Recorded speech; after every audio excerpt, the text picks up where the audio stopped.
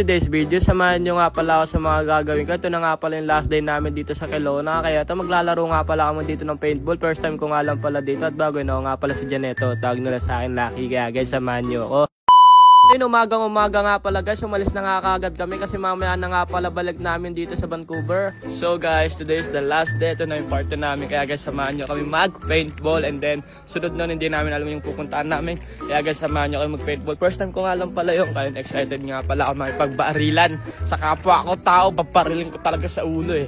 Yung tipong iiyak sila, psych. First time ko nga lang pala laruin yung paintball na yun. Kaya yun, sobrang excited nga pala ako. Kaya ito, kasama ko nga pa rin pala sila. Kaya yun, tignan nyo naman yun. Gaganda naman sa sakyan nila dito. Nandito nga pala si Tora. Shoutout nga pala sa'yo. Panoodin nyo nga pala yung mga vlog na ginagawa niya. Siyempre, outfit check muna tayo dito mga idol. Sobrang init nga pala ngayong araw. Kaya yun, tirik na tirik nga pala yung araw dito. Tignan nyo naman yung mga bundok dito. Kala mo desert ng Dubai. Tignan nyo, puro kalbo nga pala lahat ng bundok dito. At ayun, meron nga pala kami dito ng cash. Bawal nga pala yung card. Kaya ito, cash nga daw pala pwede. Kaya $50 nga pala isang tao. Pagpasensya nyo na nga pala boses ko dito guys, pakiramdam ko may sakit nga pala ako dito, sinisipon nga pala ako dito guys, saka tinotonsil. Paintball. So guys, bago nga pala makapasok dito sa paintball, bago nga pala kailangan makakapal yung suot mo. Kaya ito meron nga pala ako dito pants, saka hoodie, makakapal na nga rin daw pala yun. Masakit daw yung sobra, sabi daw pag kinamahan ka, kaya ingat na lang. Mayroon naman sa suot yung mascara at saka mambayad nga pala dito guys, $45. So bali like $50 like for everything, you know. And then excited na ako, yung daming tao dyan. Kaya yung bali anong nga lang pala kayo maglalaro ng paintball, hindi nga pala makakasama yung mga matatanda dito tsaka yung mga bata kasi bawal nga pala yung mga underage. Yung mga adult nga lang pala yung mga pwede mga paglaruan doon, mga 11 years old nga daw pwede. So guys, may iwan nga pala yung mga bata kasi bawal nga pala dito, adult nga lang daw pala pwede. Hanggang 11 years old kaya yung mga bata iwan.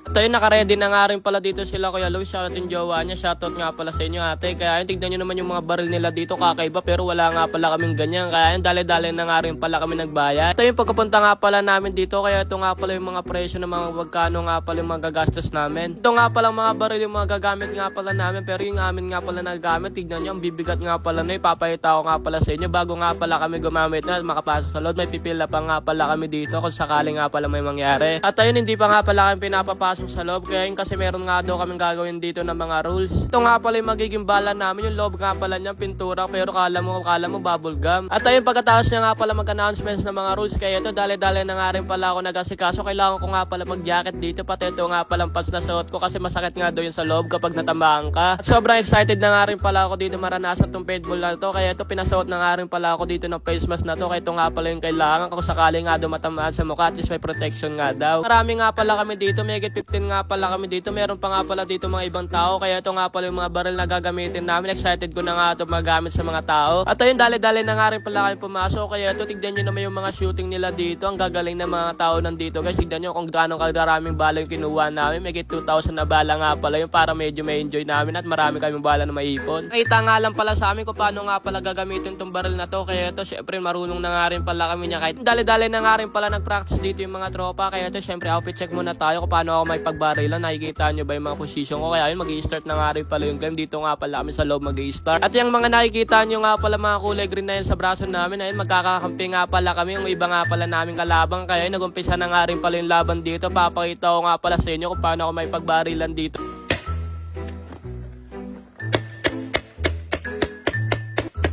Masama nga lang doon, wala nga palang tagahawak ng cellphone ko, kaya ito yung pagkatayo ko nga pala, yung pagkasilip ko, may bumaril nga pala sa akin. Tignan nyo naman sa pula ko sa mukha, nakakatakot naman nyo, pero buti na lang may protection talaga sa mukha. Sobrang nag-enjoy talaga ako sa mga ginawa namin, sobrang saya talaga nito, kaya ito mauulit talaga tong paintball na to. So guys, tapos na nga pala kami. Tinamaan ako 2 beses na itong puti na tong, galing niya men.